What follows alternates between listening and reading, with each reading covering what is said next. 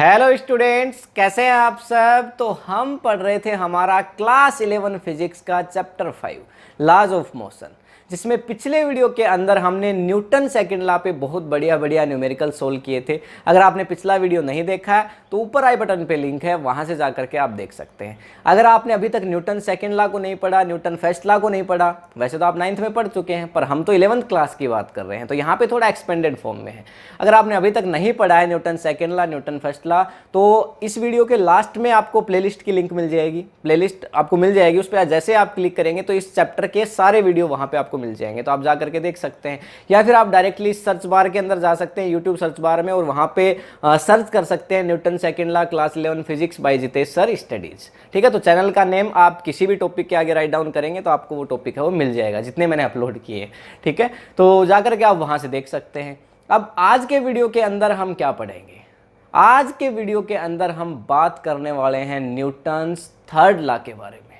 Newton first law पढ़ लिया हमने, न्यूटन सेकंड लॉ पढ़ लिया, उसमें बढ़िया बढ़िया न्यूमेरिकल्स कर लिए। अब न्यूटन थर्ड लॉ की बारी है। तो इसको एक्शन रिएक्शन लॉ के नाम से भी जाना जाता है। मतलब एक एक्शन होगी तो फिर उसकी रिएक्शन होगी।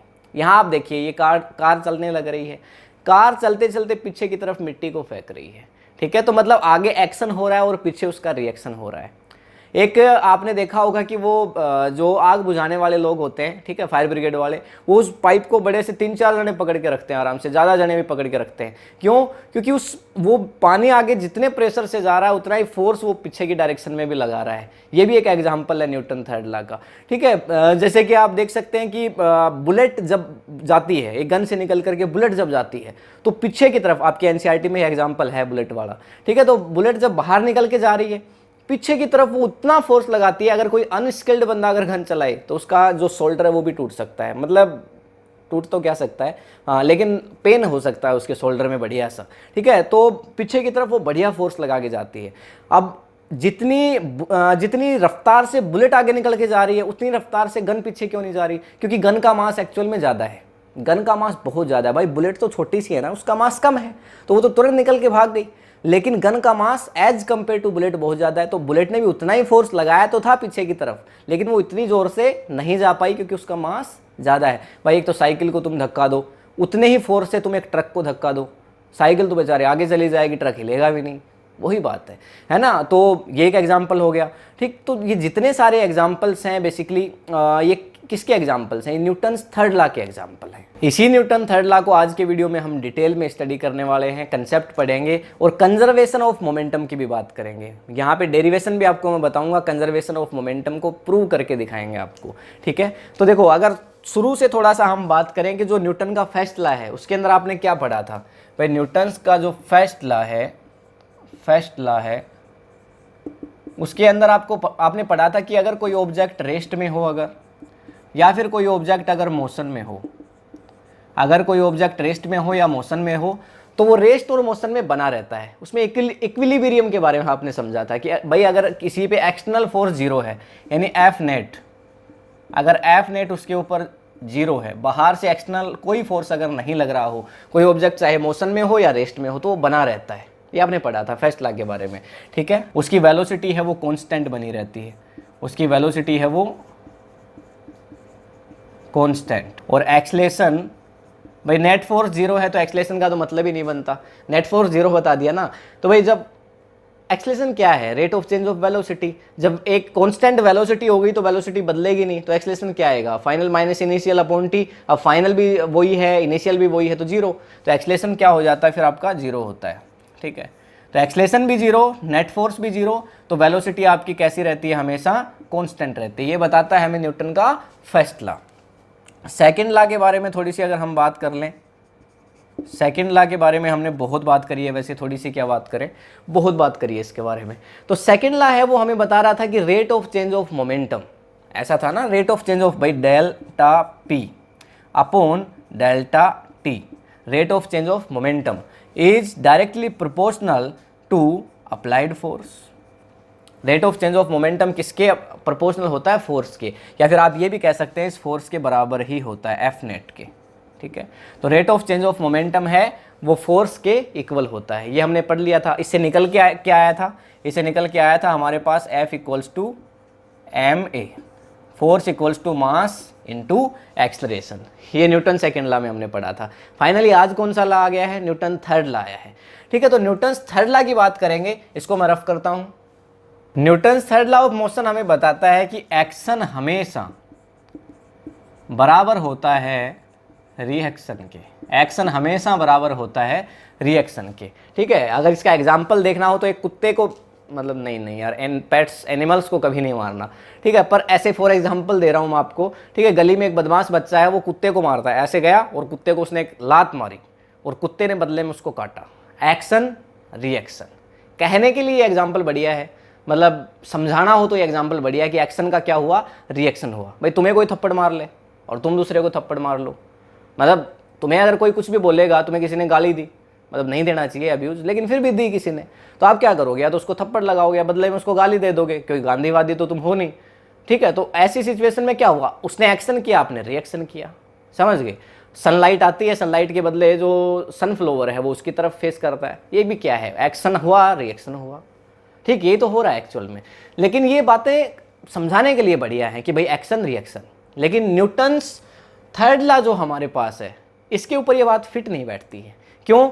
क्योंकि न्यूटन थर्ड लॉ जो है उसके अंदर, अच्छा कई बार बच्चे ये भी क्वेश्चन करते हैं कि सर अगर हम चल रहे हैं, हमने चलते टाइम हमने अर्थ पे उतना ही फोर्स लगाया जितना कि अर्थ ने हम पे लगाया, मतलब अर्थ ने हम पे, इस सरफेस पे हमने उतना ही फोर्स लगाया जितना इस सरफेस ने हम पे लगाया, तो फिर हम चल कैसे पा रहे हैं?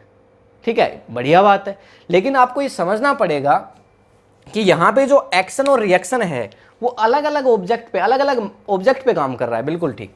जैसे यहाँ पे ये आपके पास कोई एक सरफेस है, ये आपके पास एक सरफेस हो गई, ठीक है, ग्राउंड ही है ऐसा मान लो, और यहाँ पे आपने रखा हुआ है ये एम मास का एक ऑब्जेक्ट। यहाँ पे आपने एम मास का एक ऑब्जेक्ट रखा हुआ है, ठीक, और ये एम मास का ऑब्जेक्ट है, ये इस सरफेस के कांटेक्ट में है। रेड कलर से आपको नीचे ग्राउंड सरफेस दिख रही होगी।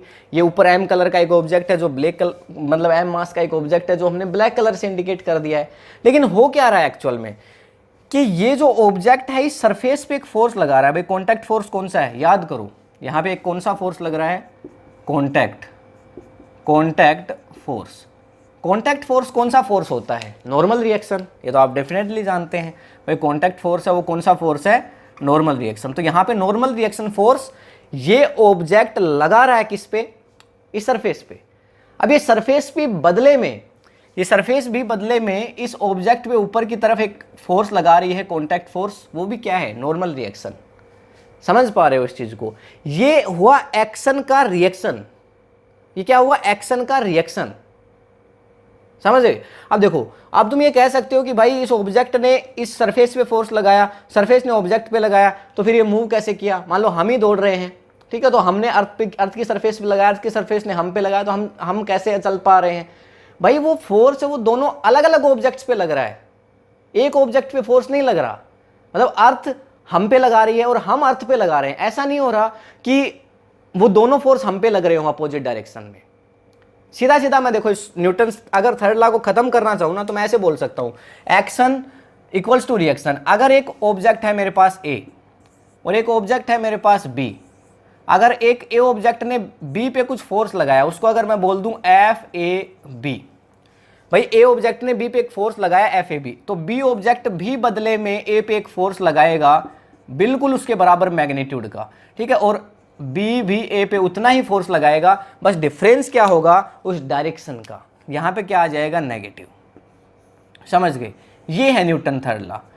ये हमारा न्यूटन थर्ड लॉ है। देखो क्या बोल रहा है कि भाई अगर ए ऑब्जेक्ट ने बी ऑब्जेक्ट पे कुछ भी फोर्स लगाया है, अगर ए ऑब्जेक्ट ने बी ऑब्जेक्ट पे कुछ भी फोर्स लगाया, मेरा ऑब्जेक्ट है, ये मेरा ऑब्जेक्ट बी, ए ने बी पे फोर्स लगाया, तो बी भी सेम मैग्नीट्यूड का force is a vector quantity. इसके पास दोनों चीजें हैं, डायरेक्शन भी है, मैग्नीट्यूड भी है। ए ने बी पे अगर 50 न्यूटन फोर्स लगाया, अगर ए ने बी पे 50 न्यूटन फोर्स लगाया, तो बी भी ए पे 50 न्यूटन ही फोर्स लगाएगा। लेकिन ये फोर्स अलग अलग ऑब्जेक्ट्स पे लगा। ए ने बी पे लगाया, बी ने ए पे लगाया, अपोजिट डायरेक्शन में लगा, अपोजिट डायरेक्शन में। तो तुम जब चल रहे हो तो तुमने अगर अर्थ पे 50 न्यूटन फोर्स लगाया है, अगर अर्थ की सरफेस इतनी हल्की होगी कि वो तुम्हारे इस फोर्स की वजह से हिल सकती होगी, तो हिला दो अर्थ को पीछे की तरफ। हिला दो भाई, तुम में दम है तो हिला दो ना तुम, ठीक है। लेकिन बदले में अर्थ ने भी तुम पे 50 न्यूटन फोर्स लगाया आगे की डायरेक्शन में। अब इस सिचुएशन में क्या होगा, अर्थ में इतना दम है कि वो तुम्हें इतना फोर्स लगा करके आगे की तरफ धकेल देगी। तुम जितना ज्यादा फोर्स लगाओगे पीछे की तरफ, अर्थ तुम पे उतना ही फोर्स आगे की तरफ लगाएगा, समझ गए ना, और तुम उतना ही आगे जाओगे। जितनी जितनी फास्ट तुम दौड़ते हो उतना ही फोर्स तुम अर्थ की सरफेस पे लगाते हो, उतना तेज फोर्स लगाते हो, अर्थ भी तुम पे उतना ही तेज फोर्स लगाती है। ये ले, समझ गए ना बात। तो यहां पे क्या हो रहा है, देखो एक m मास का ऑब्जेक्ट है, ये सरफेस पे एक फोर्स लगा रहा है, सरफेस पे एक फोर्स लगा रहा है, सरफेस भी बदले में इस पे कांटेक्ट फोर्स लगा रही है n। तो नॉर्मल रिएक्शन इसने इस पे लगाया और नॉर्मल रिएक्शन ही इसने इस पे लगाया। तो जो भी आप बात करोगे न्यूटन्स थर्ड लॉ की, तो ये हमेशा आपको मिलेगा एक पेयर की फॉर्म में, एक पेयर की फॉर्म में आपको देखने को मिलेगा।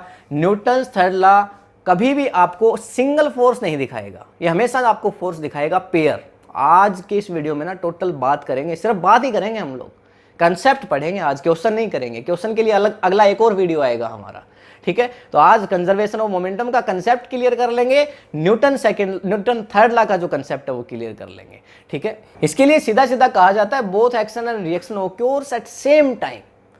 जो एक्शन और रिएक्शन है ना, वो दोनों एक ही समय पे लग रहे होते हैं, अलग अलग नहीं लगते। ऐसा नहीं कि भाई एक्शन आज लगा रिएक्शन कल लगेगा, ऐसा नहीं होता, दोनों एक मोमेंट पे लगेंगे।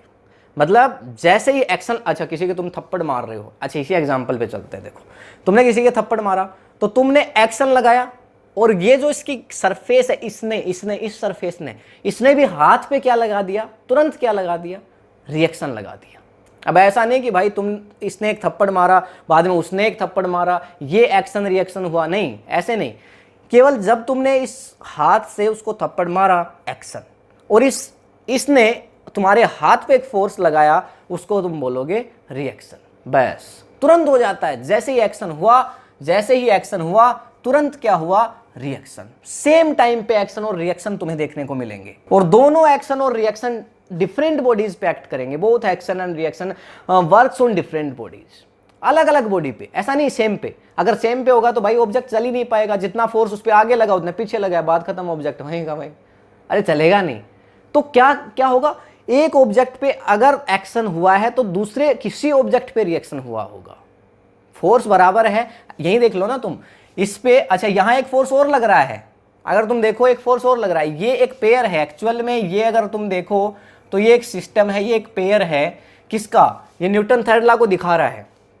लेकिन अगर यहीं पे मैं बात करूं, अभी तुम समझना, इस बात को तुम बढ़िया से समझ जाओगे। देखो यहाँ पे हमने लिखी एक सरफेस, मतलब ड्रा करी हमने जो भी किया, ठीक है, और इसके ऊपर हमने रखा m मास का कोई एक ऑब्जेक्ट।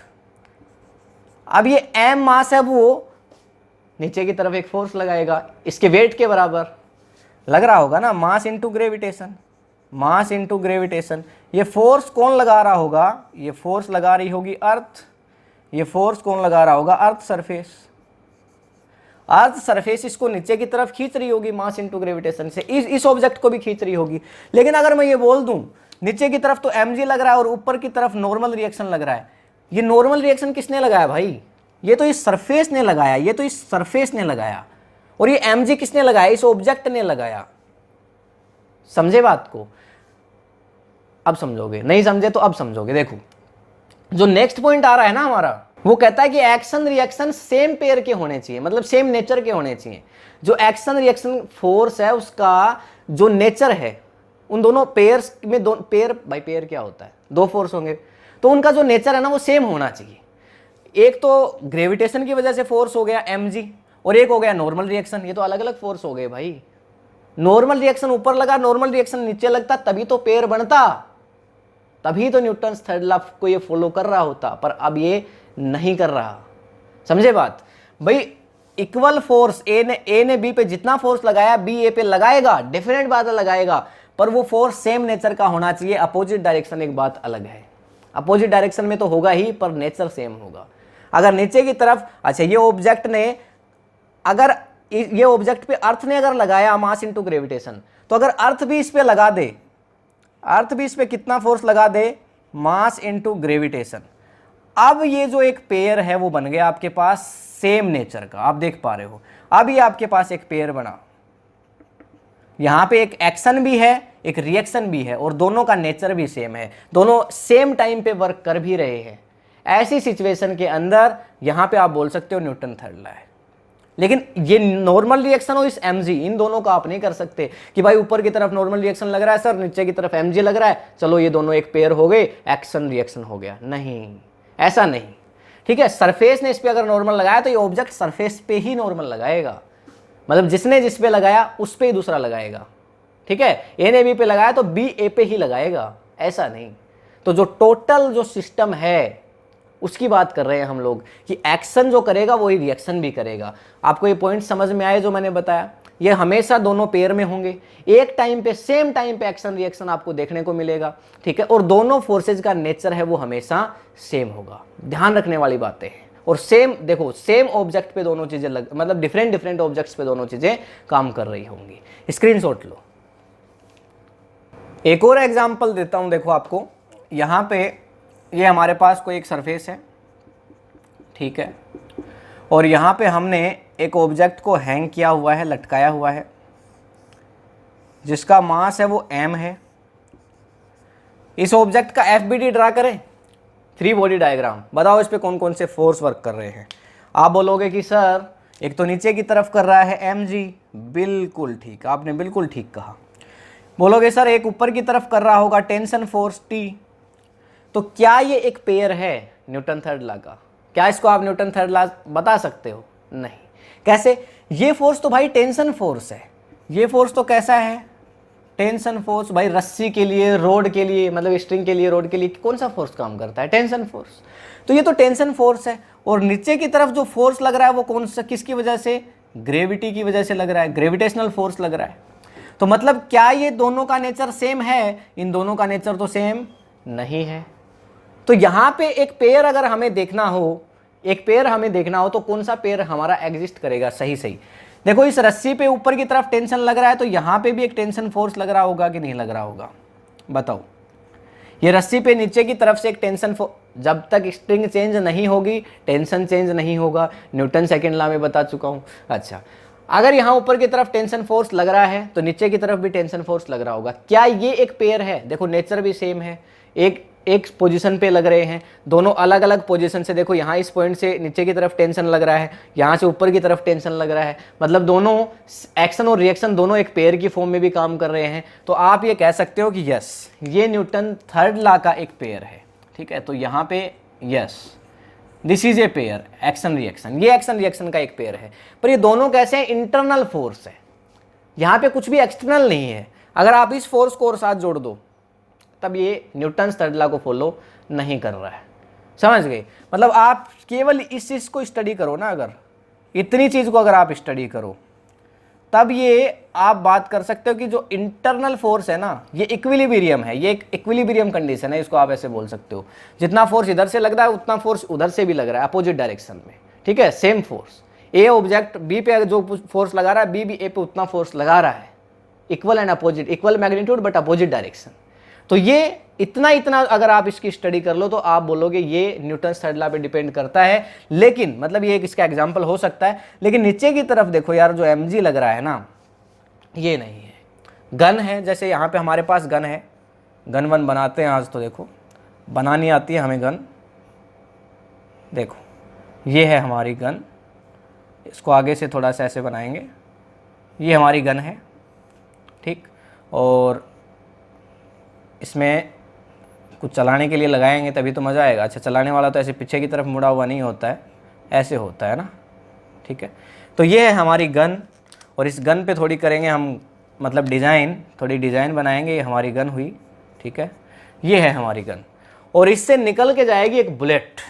चलो, इस गन से क्या निकली? इस गन से निकली एक बुलेट, ठीक है। इस गन से एक बुलेट निकलती है, ठीक है। तो ये हमारी बुलेट है। तो ये बुलेट जितना फोर्स आगे की तरफ इस बुलेट पे लगाया इस गन ने, ये बुलेट गई निकल के, ऐसे फायर करते हुए गई, ऐसे गई फायर करते हुए। इसने इस बुलेट ने भी पीछे की तरफ इस गन पे सेम फोर्स लगा दिया है, समझ गए? लेकिन अभी मैंने आपको बताया था भाई, गन है वो बहुत भारी है। गन का मास ऐसे मान लेते हैं कितना है, 20 किलो की गन है हमारी, 20 किलो की, बुलेट का मास कितना है भाई, ज़्यादा से ज़्यादा होगा इस बुलेट का मास कितना, ऐसे मान लेते, मुझे देखो पता नहीं है, मैंने कभी तोली नहीं है बुलेट, लेकिन फिर भी अब मान लो मैं इसको मान लेता हूँ, चलो 100 ग्राम की मान लेता हूँ, 100 ग्राम की बुलेट, वैसे भी ज़्यादा है, नहीं होती होगी यार इतनी तो 100 ग्राम की हमारी बुलेट है, 20 किलो की हमारी गन है। भाई बुलेट तो निकल गई, इस पर जितना फोर्स गन ने लगाया उतना ही फोर्स बुलेट भी गन पे लगा के गई, एक्शन रिएक्शन सेम टाइम पे। तो जो चला रहा था उसको एक जर्क फील होगा पीछे की तरफ, ऐसे ऐसे जर्क फील होगा, समझ पा रहे हो, है ना। तो ये जो जर्क है, ये इतना अगर ज़्यादा फील होता कि जितना इस बुलेट को हुआ, तो भाई ये गन तो आदमी को चीर के पीछे से निकल जाती। मतलब गन कहाँ तक जाती, हमें आइडिया ही नहीं है ना गन कहाँ तक जाती, लेकिन इसका मास बहुत ज़्यादा है, इसका मास बहुत ज़्यादा है। देखो ये 20 किलो, ये 100 ग्राम, बहुत डिफरेंस है। इस वजह से इस पर फोर्स तो इस बुलेट ने उतना ही लगाया था, पर ये बैकवर्ड डायरेक्शन में जो गई, ये इतना ज़्यादा ये नहीं जा पाई। इसको बोलते हैं ना रिकॉइल वेलोसिटी। फाइंड करना सीखेंगे कंजर्वेशन ऑफ मोमेंटम से, इसके बढ़िया क्वेश्चंस भी करेंगे हम नेक्स्ट वीडियो के अंदर, ठीक है। आज लेकिन इसको कंजर्वेशन ऑफ मोमेंटम वाले पॉइंट में इसको रखूंगा, बताऊंगा आपको, ठीक है। तो इसका स्क्रीनशॉट आप ले सकते हो। अब नेक्स्ट पॉइंट आता है हमारा कंजर्वेशन ऑफ मोमेंटम। कंजर्वेशन मतलब संरक्षण, मोमेंटम मतलब मास इनटू वेलोसिटी। आपने 9th क्लास के अंदर पढ़ा है, अरे याद करो, आपने पढ़ा है, हमने नहीं पढ़ा सर, अरे पढ़ा है तुमने, देखो P = mv, पढ़ा था क्या ये।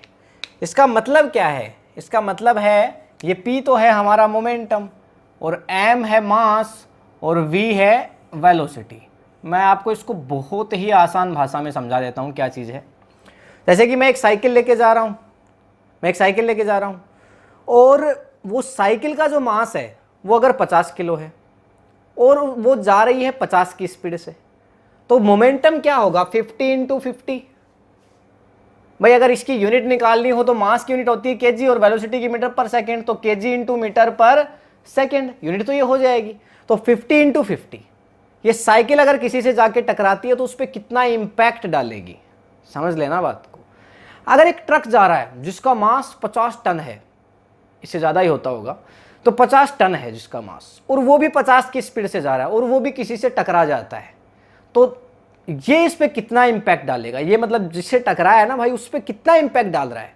एक साइकिल गई थी 50 किलो की साइकिल, 50 किलो की भी साइकिल कहाँ होती है यार, 5 किलो कम हो गया, 10 किलो की साइकिल, 20 किलो की साइकिल 50 की स्पीड से जा रही है, एक 50 टन का ट्रक 50 की स्पीड पे जा रहा है। दोनों में से कौन इम्पैक्ट ज़्यादा डालेगा, जिसका मोमेंटम ज़्यादा होगा।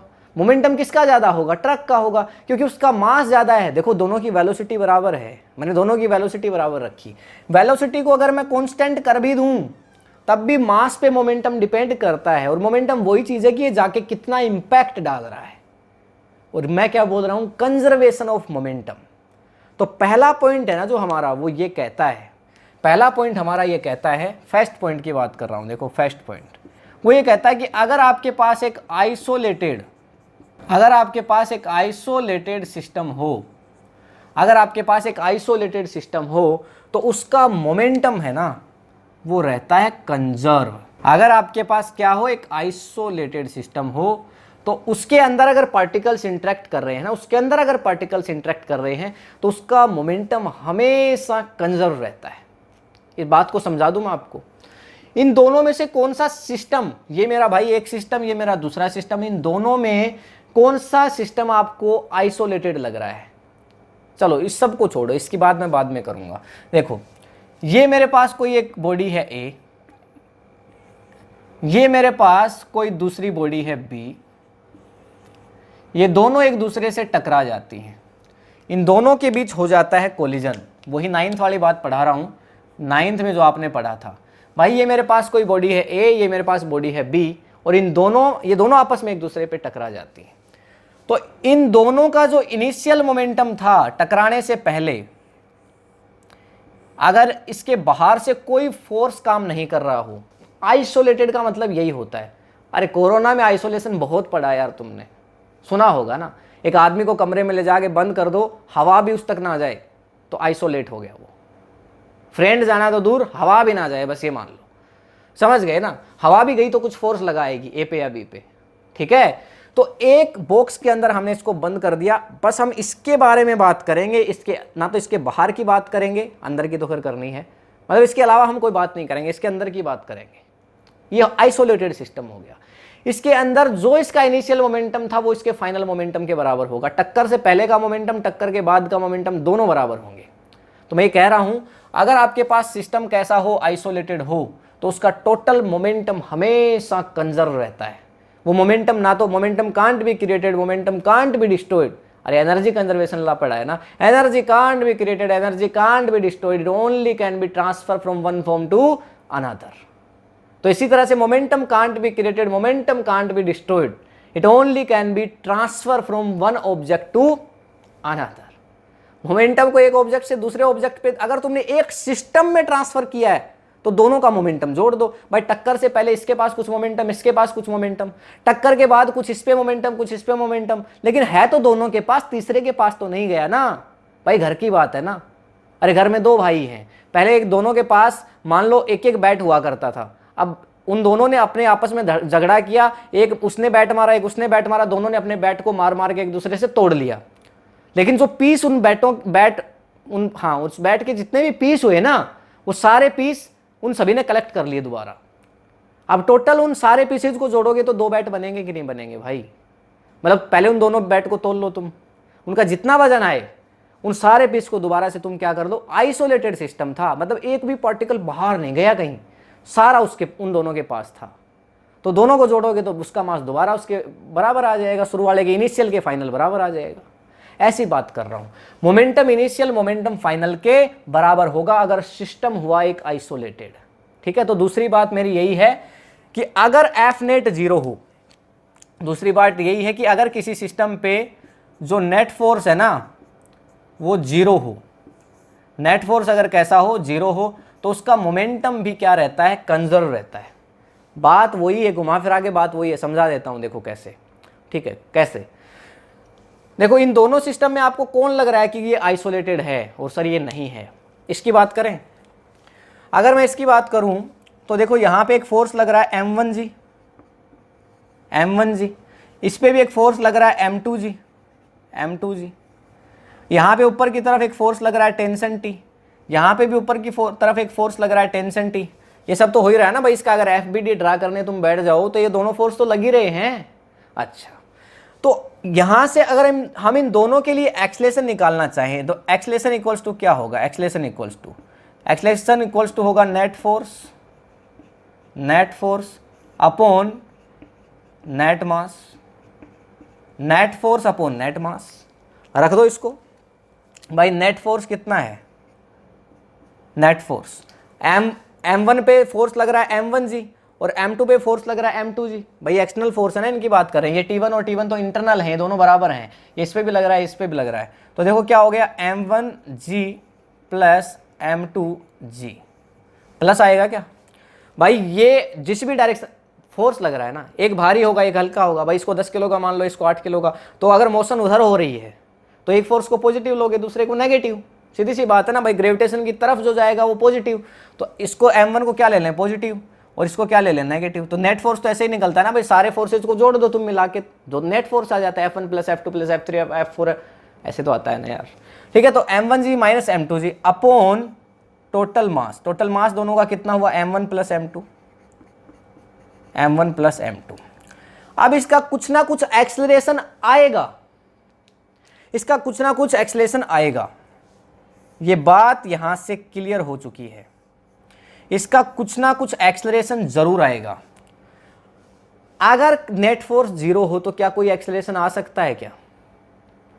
अगर एक्सेलरेशन मतलब अगर नेट फोर्स जीरो हो तो क्या एक्सेलरेशन आ सकता है? नेट फोर्स अगर जीरो हुआ ना तो वेलोसिटी कभी चेंज नहीं होगी, वेलोसिटी कांस्टेंट बनी रहेगी। तो एक्सेलरेशन कैसे आया? एक्सेलरेशन आया, इसका मतलब नेट फोर्स इस पे जीरो नहीं है, तो इसका मतलब ये एक आइसोलेटेड सिस्टम भी नहीं है, ये एक आइसोलेटेड सिस्टम भी नहीं है। मान लो इस बात को, क्योंकि एक्सेलरेशन कुछ आ रहा है, यहां से कुछ ना कुछ तो आएगा भाई, तो ये आइसोलेटेड सिस्टम नहीं है। हाँ, तुम अगर इसके अंदर अंदर की बात कर लो ना, देखो इंटरनल फोर्स की बात करो तो ये एक आइसोलेटेड सिस्टम तुम बोल सकते हो। यहां से T लगा, यहां से T लगा, equal and opposite direction force भाई ए बी पे फोर्स लगा रहा है, बी ए पे लगा रहा है, इक्वल मैग्नीट्यूड का अपोजिट डायरेक्शन में, इधर से टी लग रहा है, इधर से भी टी लग रहा है, मतलब इधर से टी लग रहा है, इधर से भी टी लग रहा है, पर दोनों अपोजिट डायरेक्शन में, ये सेम डायरेक्शन होगी क्या भाई, अपोजिट डायरेक्शन में, मतलब इसको ऐसे सीधा कर दो, इसको ऐसे कर दो सीधा, है ना, इस स्ट्रिंग को ऐसे कर दो अपोजिट डायरेक्शन में, ऐसे ऐसे फोर्स काम कर रहा है। तो ये जो सिस्टम है इसको तुम बोल दो आइसोलेटेड, पर बाहर इस पे एक्सटर्नल फोर्स वर्क कर रहा है। ये जो फोर्स है ना, देखो ये एक्सटर्नल है, ग्रेविटी इन पे फोर्स लगा रही है। ये जो फोर्स है ना वो कैसे हैं, एक्सटर्नल हैं। इंटरनल फोर्स के अलावा भी इन पे फोर्स वर्क कर रहे हैं, एक्सटर्नल, इसीलिए ये आइसोलेटेड सिस्टम नहीं है। इसकी बात करो, इस पे बेसिकली क्या होगा, अगर हम नेगलेक्ट कर दें इस फोर्स को, जो m1 मतलब mg तो नीचे की तरफ लगेगा ना, पर हम केवल क्या माने कि इस ऑब्जेक्ट ने सरफेस पे एक फोर्स लगाया, और वो कौन सा था, नॉर्मल रिएक्शन, और सरफेस ने भी ऑब्जेक्ट पे एक फोर्स लगाया, वो क्या था, नॉर्मल रिएक्शन। मतलब हमें mg से मतलब नहीं, हमने इसको पैक कर दिया भाई, पूरे को अच्छे से पैक कर दिया। तो अब ऐसी सिचुएशन में इस पे नेट फोर्स क्या है, 0। भाई ये नॉर्मल, एफ नेट कितना आएगा, 0। कैसे आएगा सर बताओ जरा, एफ नेट 0 ऐसे कैसे आ जाएगा। अरे भाई एफ नेट कैसे आता है, एफ नेट कैसे आता है, देखो एफ नेट नॉर्मल और अपोजिट डायरेक्शन में, इसलिए -n, दोनों को काट दो, क्या आएगा, 0। आ गया सर, समझ में, अभी तो समझ में आया हमारे। अरे एफ नेट 0 आएगा तभी तो ये सिस्टम है वो कैसा हुआ, तभी इसका मोमेंटम कंजर्व रह पाएगा, ऐसे समझ लो। सिस्टम अगर आइसोलेटेड है तो उसका मोमेंटम हमेशा कंजर्व रहता है, अगर सिस्टम पे नेट फोर्स 0 है तो उसका मोमेंटम हमेशा कंजर्व रहता है। इस बात को ध्यान में रख लो, स्क्रीनशॉट ले लो। अब तीसरी एक लास्ट बात, और बहुत ही ज़्यादा खास बात, लास्ट है पर बहुत खास है। क्या, initial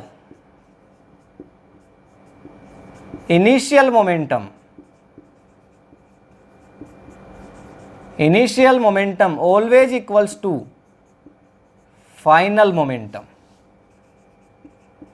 initial momentum always will equals to final momentum.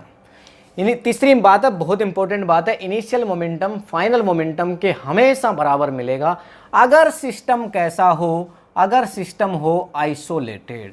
ये बात जरूर ध्यान रखना, आइसोलेटेड सिस्टम का मोमेंटम हमेशा कंजर्व रहता है। अगर नेट फोर्स 0 हो और सिस्टम आइसोलेटेड हो तो मोमेंटम हमेशा कंजर्व रहता है, और इनिशियल मोमेंटम हमेशा फाइनल मोमेंटम के बराबर रहता है अगर आपका सिस्टम कैसा हो, आइसोलेटेड हो। मतलब इनिशियल मोमेंटम, भाई मोमेंटम को पीछे डिनोट करते हैं, इनिशियल मोमेंटम इक्वल होगा किसके, फाइनल मोमेंटम के। इनिशियल मोमेंटम इक्वल होगा किसके, फाइनल मोमेंटम के। ये बात आपको यहां से क्लियर हो जानी चाहिए, इनिशियल मोमेंटम बराबर होगा फाइनल मोमेंटम की। अच्छा एक बात और बता दूं यहां से, देखो अगर एफ नेट 0 हो तो क्या हो जाएगा, आपको पता है rate of change of momentum, थोड़ी देर पहले मैंने बताया किसके बराबर होता है भाई, फोर्स के, एफ नेट के बराबर होता है, एफ नेट के बराबर होता है। एफ नेट ये तो नॉट इक्वल्स टू 0 हो गया, मतलब not equals to force F net हो गया, तो इसके बराबर होता है। अगर आप बोलो कि भाई चेंज इन मतलब जो एफ नेट है वो 0 हो जाए, तो क्या यहां से जो चेंज इन मोमेंटम है वो भी 0 नहीं हो गया। अगर भाई यहां पे मैं बोल दूं कि जो एफ नेट है वो 0 है, अगर एफ नेट आपका 0 है, देखो ये बात तो आपको समझ में आती है ना कि भाई rate of change of momentum बराबर है किसके, नेट फोर्स के। अगर नेट फोर्स ही 0 है, तो चेंज इन मोमेंटम 0 तो अपने आप ही है, चेंज इन मोमेंटम तो 0 है। अगर चेंज इन मोमेंटम 0 है तो मोमेंटम चेंज हुआ ही नहीं, मतलब इनिशियल मोमेंटम फाइनल मोमेंटम के बराबर होना ही है।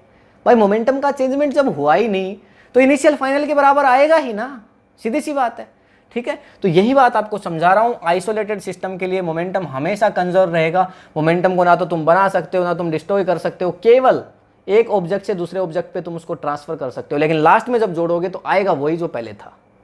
इनिशियल हमेशा फाइनल के बराबर आएगा, सिस्टम आइसोलेटेड हो। अगर नेट फोर्स 0 है तो चेंज इन मोमेंटम 0 ही होगा। अब मैं आपको इसका डेरिवेशन और करवाऊंगा, इसका स्क्रीनशॉट ले लो फटाफट। मेरे पास देखो ये दो ऑब्जेक्ट हैं जिनका मास है m1 और m2, ठीक है। ये जो आप देख रहे हो ना, ये कब है? Before collision. Before collision, before collision, collision मतलब होता है टक्कर। अभी तक इनकी टक्कर है ना वो हुई नहीं, बिफोर कोलिजन अभी तक इनकी टक्कर नहीं हुई। ये जो सिचुएशन है ना वो है आफ्टर कोलिजन, टक्कर हो चुकी है, आफ्टर कोलिजन।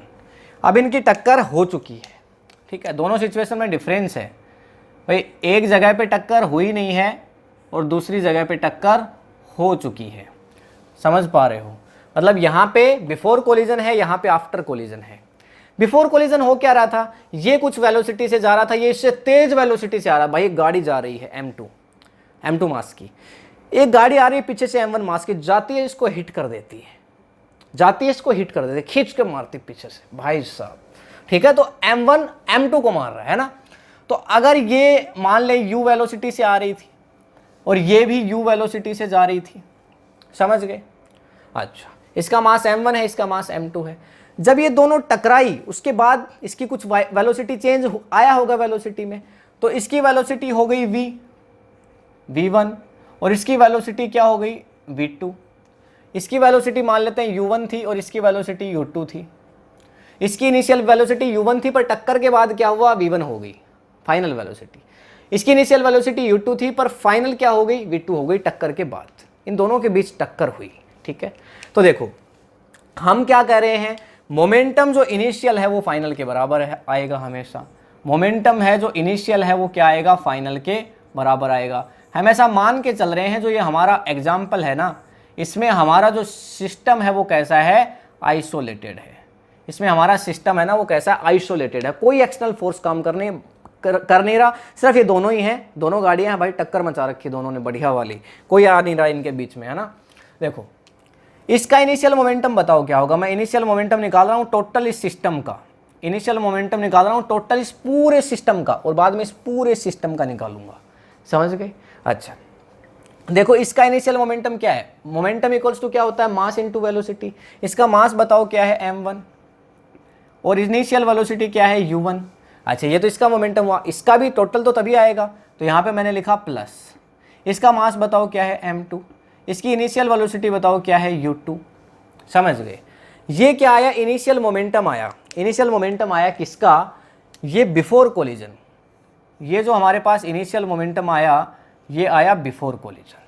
अब आफ्टर कोलिजन और बात कर लेते हैं। टक्कर होने के बाद मतलब मोमेंटम फाइनल मोमेंटम क्या आया, फाइनल मोमेंटम क्या है, देखो मास तो m1 ही रहा, इसकी बात कर रहे हैं। वेलोसिटी क्या हो चुकी है, v1 प्लस मास तो m2 ही रहा, वेलोसिटी क्या हो चुकी है, v2, वेलोसिटी हो चुकी है v2। तो हमारे पास ये फाइनल मोमेंटम आया। और हम क्या कह रहे हैं, ये दोनों मोमेंटम है ना वो बराबर आएंगे एक दूसरे के। हम कह रहे हैं कि ये दोनों मोमेंटम जो है ना ये एक दूसरे के क्या आएंगे, बराबर आएंगे, बिल्कुल बराबर। समझ गए कैसे आएंगे बराबर? अब इस बात को मैं प्रूव कर देता हूँ। मैंने आपको बताया था कि अगर ऑब्जेक्ट ए, ये हमारा कोई ऑब्जेक्ट ए है, ये अगर बी ऑब्जेक्ट पे कोई फोर्स लगाता है ना, बी ऑब्जेक्ट पे कोई फोर्स लगाता है, तो उसको आप बोल दो भाई एफ ए बी। तो बी भी वापस से ए पे फोर्स लगाता है, क्या, एफ बी ए, लेकिन अपोजिट डायरेक्शन में। ये चीज़ मैंने आपको समझाई थी। मतलब मैं इसको ऐसे लिख दूं, यहाँ से ऐसे लिख सकता हूँ, F A B equals to minus F B A. बात यही तो है भाई, action equals to reaction, action equals to reaction. अच्छा फोर्स इक्वल्स टू आपको पता है क्या होता है, मास इनटू एक्सलेशन। यहाँ पे देखो मास क्या है, यहाँ पे हमारा ये ऑब्जेक्ट को ए मान लो, यहाँ पे हमारे इस ऑब्जेक्ट को मान लो बी। ये हमारा ऑब्जेक्ट ए है और ये हमारा दूसरा ऑब्जेक्ट है बी। ऑब्जेक्ट हमारा ए और बी मान लेते हैं, ठीक है। ये हमारा ए ऑब्जेक्ट, ए ने बी पे फोर्स लगाया, एफ ए बी। अच्छा फोर्स मास इनटू एक्सलेशन होता है, इसका मास क्या है बताओ, m1, इसका मास m1 है। एक्सलेशन बताओ, चेंज इन वेलोसिटी। बस अब इसको और इसको देखना, ए ऑब्जेक्ट को ही देखना, बी को मत देखना अभी, ठीक है। तो एफ ए बी, ए ने बी पे कितना फोर्स लगाया, मैं उसकी बात कर रहा हूं। ए ने बी पे कितना फोर्स लगाया, तो उसके मास m1, मास तो इसका ए ऑब्जेक्ट का m1 है, और इसका एक्सेलरेशन क्या होगा, चेंज इन वेलोसिटी। तो बताओ ए ऑब्जेक्ट की वेलोसिटी में चेंजमेंट कितना आया, v1 माइनस u1। क्या ये नहीं आया v1 minus u1 upon T, क्या ये चेंजमेंट नहीं आया, क्या ये चेंजमेंट नहीं आया, आया। अच्छा, अब बराबर लिखते हैं, देखो माइनस तो है ही पहले से, एफ बी ए, बी ने ए पे कितना फोर्स लगाया, तो क्या होता है mass into acceleration, second Newton second law पता है ना यार आपको, F equals to M A, ठीक है। तो एम ए इसका मास, बी ऑब्जेक्ट का मास है हमारे पास m2, इसका एक्सलेशन कैसे निकालें, एक्सलेशन कब आता है, final rate of change of velocity. तो बी ऑब्जेक्ट की वेलोसिटी में कितना चेंजमेंट हुआ, इसकी वेलोसिटी u2 से बदल के v2 हो गई, तो final minus initial v2 minus u2 और अपॉन में टाइम t। इतनी बात आपको समझ में आ रही है। देखो अब इनको अंदर मल्टीप्लाई कर दो, इनको अंदर मल्टीप्लाई कर दो, देखो ये क्या आ जाएगा m1 v1, इसको और अंदर मल्टीप्लाई करो, देखो minus m1 u1 upon t, ये आ गया। इधर देखो, यहाँ पे देखो माइनस m2, तो माइनस m2 v2, अच्छा ये माइनस अंदर जाएगा तो प्लस, तो प्लस m2 u2 अपॉन क्या आ जाएगा t। देखो पहले आपके पास सबसे पहले ये था according to Newton third law, फिर आपके पास ये था according to Newton second law, मैंने m में रख दिया, f इक्वल्स टू m में रख दिया, फिर आपने अंदर मल्टीप्लाई किया तो आपके पास ये आया। अब मुझे एक साफ साफ एक चीज़ नज़र आ रही है कि भाई t से t कैंसिल आउट, t से t कैंसिल आउट हो गया। अच्छा आगे राइट डाउन करते हैं, ठीक है। देखो m1 v1 minus m1 u1, m1 v1 minus m1 u1, m1 u1 बराबर इक्वल किसके आ जाएगा, देखो minus m2 u2 plus minus m2 u2 plus m2 u2, m2 ये m2 v2 था ना, m2 v2 plus m2 u2, m2 u2। यहाँ तक आपको कोई दिक्कत है, नहीं है।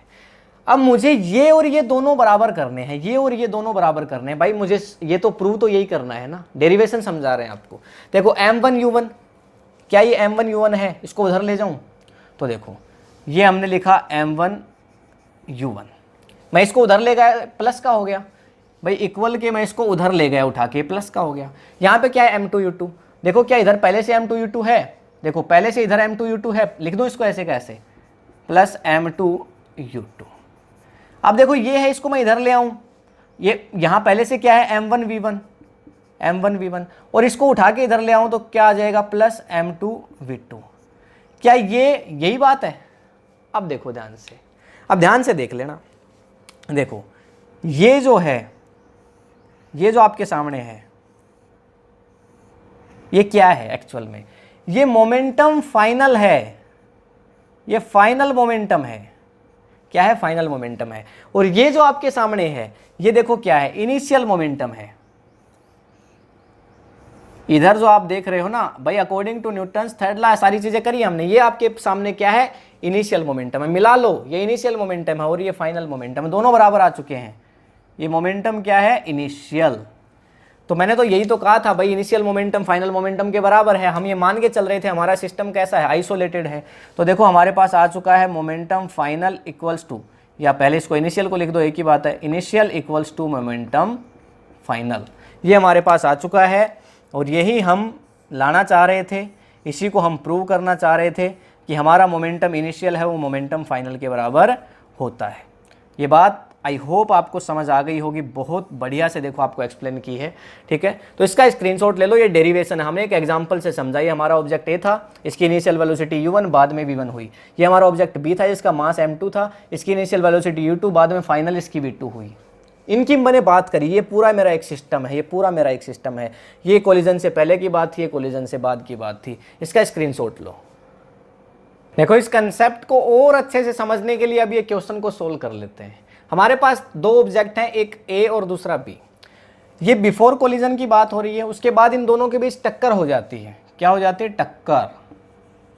उन दोनों के इन दोनों के बीच देखो क्या हो जाता है, कोलिजन हो जाता है, टक्कर हो जाती है, और ये उसके बाद की सिचुएशन है। ठीक है, तो पहले अगर मान लेते हैं ये ऑब्जेक्ट अगर जा रहा था 5 मीटर पर सेकेंड, 5 मीटर पर सेकेंड वेलोसिटी से, ठीक है, और इसको 2 मान लेते हैं, ये जा रहा था 2 मीटर पर सेकेंड वेलोसिटी से।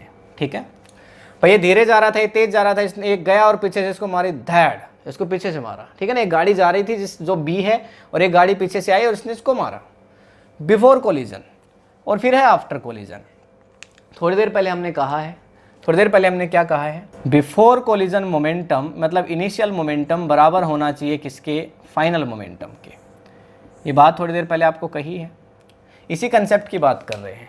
देखो क्या हुआ, जैसे ही टक्कर लगी इसकी जो वेलोसिटी है वो क्या हुई, कम हो गई थोड़ी। कितनी हो गई इसकी वेलोसिटी, चलो इसकी वेलोसिटी मान लेते हैं बढ़ गई, इसकी वेलोसिटी हो गई 10 मीटर पर सेकेंड। ठीक है, मान ही तो रहे हैं, तो इसकी वेलोसिटी बताओ क्या हुई होगी, इसकी वेलोसिटी बताओ क्या हुई होगी। ठीक है, तो ये सिचुएशन है। तो देखो इनिशियल मोमेंटम क्या होगा भाई, इसका मोमेंटम देखो मास ऑफ ए और वेलोसिटी ऑफ ए, यही तो होगा, मास ऑफ ए और initial velocity of A plus mass of B और इनिशियल वेलोसिटी ऑफ बी। ठीक बात है, इनिशियल मोमेंटम तो यही होगा। अच्छा, फाइनल मोमेंटम क्या होगा, मास ऑफ ए और फाइनल वेलोसिटी ऑफ बी, और mass of final velocity of A, और मास ऑफ बी और फाइनल वेलोसिटी ऑफ बी, यही तो होगा। तो मतलब यू ए हमारे पास है और यू बी भी हमारे पास है, वी ए हमारे पास है पर वी बी हमारे पास नहीं है। बेसिकली हमें क्या फाइंड आउट करना है, velocity of B, final velocity of B हमें निकालना है। ठीक है, तो इस कंसेप्ट का यूज करके निकालेंगे। देखो क्या करें, देखो मास ऑफ ए कितना है, मास ऑफ ए 10 है, इंटू इनिशियल वेलोसिटी ऑफ ए 5 है, प्लस मास ऑफ बी कितना है 20 है, इनिशियल वेलोसिटी ऑफ बी 2 है, और इक्वल्स टू मास ऑफ ए कितना है, वो तो सेम रहेगा, बदला नहीं, वेलोसिटी ऑफ ए कितनी हो गई है 10 हो गई है। ठीक है, 10 हो गई है, और प्लस मास ऑफ बी कितना है 20, वो भी नहीं बदला, और फाइनल वेलोसिटी ऑफ बी क्या है वो हमें निकालना है। ये वेलोसिटी देखो कितने आसानी से निकल जाएगी इस कंसेप्ट की वजह से। ठीक है, अब देखो जो जो हो रहा है उसको राइट डाउन कर दो भाई। यहाँ पे 10 इंटू 5 है तो कितना हो जाएगा 50, प्लस यहाँ पे 20 इंटू 2 है तो कितना हो जाएगा 40, और यहाँ पे देखो 10 इंटू 10 है तो कितना हो जाएगा 100, और प्लस ये हो जाएगा 20 VP। अब देखो 100 को मैं अगर इधर उठा के ले आऊँ तो माइनस का हो जाएगा, चलो 20 भी को यहीं छोड़ते हैं, एक बार 100 को इधर उठा के लेके आते हैं तो कितना होगा, देखो 50 प्लस 40 है 90 हो गया, और माइनस 100 होगा तो -10, तो यहाँ पे बचेगा -10 इक्वल्स टू 20 VB। पर हमें तो क्या चाहिए, वेलोसिटी ऑफ बी चाहिए, वेलोसिटी ऑफ बी चाहिए, तो 20 इसके नीचे जाएगा तो -10/20 होगा, तो कितना होगा भाई -10/20, यानी -10/20, 0 से 0 कैंसिल आउट, तो 1/2। अच्छा 1/2 कितना होता है 0.5, तो यहाँ पे वेलोसिटी ऑफ बी कितना आया 0.5, 0.5 भी माइनस का आया है ना, वेलोसिटी ऑफ बी -0.5 मीटर पर सेकेंड, -0.5 मीटर पर सेकेंड। ये माइनस क्या इंडिकेट कर रहा है, डायरेक्शन को इंडिकेट कर रहा है। आपको पता है velocity is a vector quantity, velocity एक वेक्टर क्वांटिटी होती है कि नहीं होती है। तो ये माइनस बता रहा है कि वेलोसिटी, ये ऑब्जेक्ट जैसे इस कार को टक्कर मारी, अगर इसकी स्पीड कितनी हो गई, मतलब इसकी वेलोसिटी 10 हो गई, पॉजिटिव 10, अगर ये आगे की तरफ 10 हुई तो इसकी वेलोसिटी क्या होगी, पीछे की तरफ 0.5 मीटर पर सेकेंड बचेगी, केवल बस इतनी बचेगी। समझ गए, तो ये हमारे पास आंसर आ गया। तो ऐसे ही गन और बुलेट के भी बहुत सारे क्वेश्चन है। ठीक है, तो इसका स्क्रीनशॉट लो। तो आई होप अब आपको कंजर्वेशन ऑफ मोमेंटम कंसेप्ट है वो समझ आ गया होगा। तो हमने बढ़िया से न्यूटन्स थर्ड लॉ को पढ़ा, उसके कुछ एप्लीकेशंस मैंने आपको बताए, और हमने कंजर्वेशन ऑफ मोमेंटम को समझ लिया, उसका डेरिवेशन समझा, और एक एग्जांपल भी आपको दिया। अब नेक्स्ट वीडियो के अंदर हम न्यूटन्स थर्ड लॉ पे बेस जो क्वेश्चंस होंगे वो करेंगे, बहुत बढ़िया बढ़िया न्यूमेरिकल्स करेंगे। तो अगर आपको ये वीडियो इन्फॉर्मेटिव लगा है तो इस वीडियो को लाइक करिए, अगर आपका कोई क्वेश्चन है तो नीचे कमेंट में राइट डाउन करिए, मैं उसका रिप्लाई करूंगा। इस वीडियो को आप लाइक कर सकते हैं, अपने फ्रेंड्स के साथ शेयर कर सकते हैं। अगर आपने अभी तक इस चैनल को अगर सब्सक्राइब नहीं किया है तो कर लीजिए, बेल आइकन को जरूर प्रेस करिए ताकि सारे नोटिफिकेशंस आपको मिलते रहें। मिलेंगे नेक्स्ट वीडियो के अंदर, तब तक के लिए thank you, have a nice day.